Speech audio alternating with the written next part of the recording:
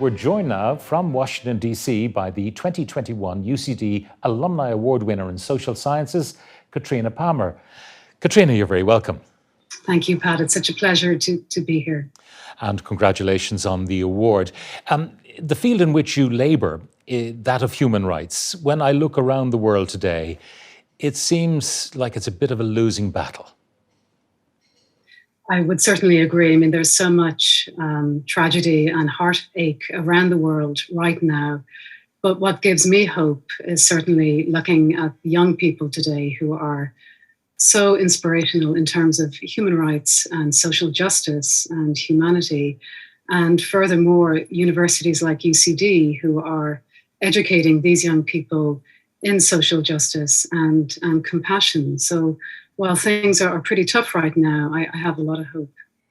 Now, one of your major accomplishments was to co-author a book with our former president, former UN High Commissioner on Human Rights, Mary Robinson. What did that mean to you personally?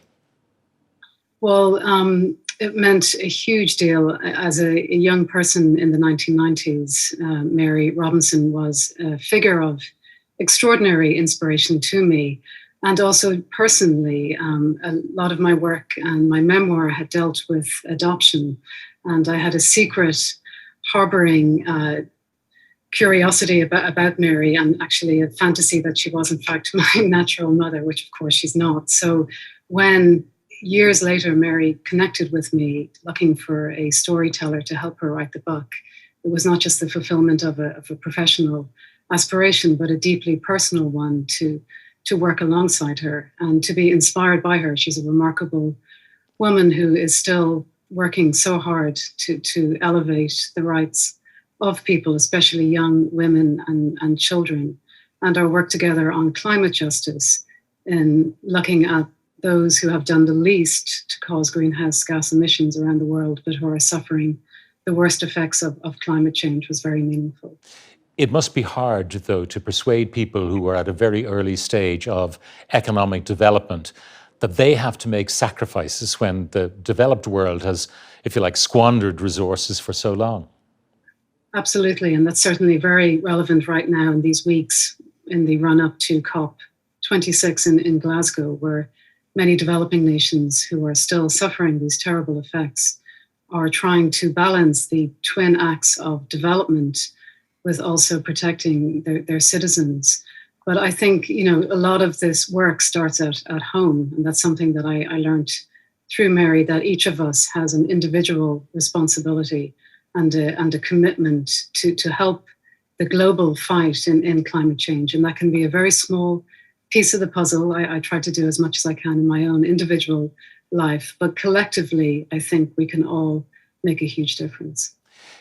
Going back to your time in UCD, I mean, you've mentioned Mary Robinson as an inspiration, but what other inspiration did you find on this campus? Well, growing up in North Dublin, I grew up in a house that had a deep reverence for education, but I was the first member of my family to go to university or to go to a third level institution. So when I arrived in Belfield in the autumn of 1990, I felt a little lost. I was overwhelmed by the scale of the institution, but I very quickly found an enormous sense of community and connection at UCD. And most particularly, I found extraordinary inspiration from some academics, professors who worked as mentors with me and helped me. Professor Ronan Fanning in the history department, who taught me the power of critical thinking. Professor Tom Garvin in the politics department, who helped me become a better, more economical writer. And in particular, the late sister Margaret McCurtain, who really inspired me with this searing sense of social justice and feminism. So I was not expecting that when I came to UCD, that there would be these professors who would take such an individual interest and inspire me on a future career. You now occupy, I suppose, part of the global stage. You're living in one of the centers of power globally, the others, I suppose, being Beijing and Moscow. Perhaps you could still include Brussels. What different perspective does it give you to be living in Washington, D.C.? Well, Washington, D.C. is certainly the latest stop on an odyssey that took me from Dublin to Boston, and then to Bosnia, and then to the War Crimes Tribunal in The Hague, and then to Iran and London. So I've been very, very fortunate to have lived in different countries around the world, and countries in different states of turmoil and some post-conflict. So living here now has been a very extraordinary experience. On a personal level, Washington is a hub. So many people from my former life come through. But it's also just a very exciting and very critical place to be, but with its own challenges. When you look back at the events of Srebrenica and realize that justice is only being done now, so many years later, many of those who should be brought to justice are no longer with us. That kind of tardiness on the part of the global community to see retribution delivered, is that disturbing?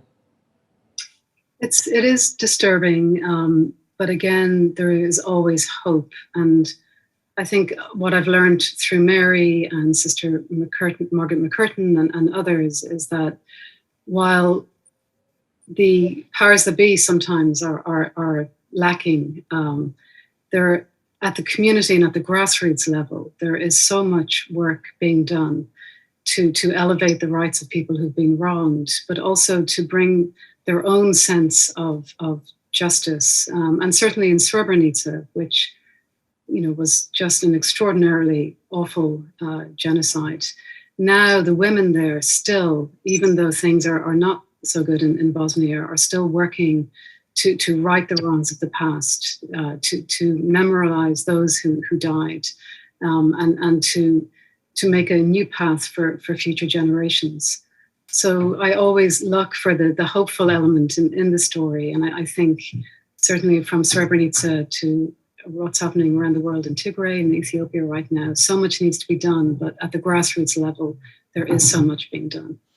Finally, I would ask you to turn your mind to the young undergraduates of today, perhaps following in your footsteps. What advice would you give them?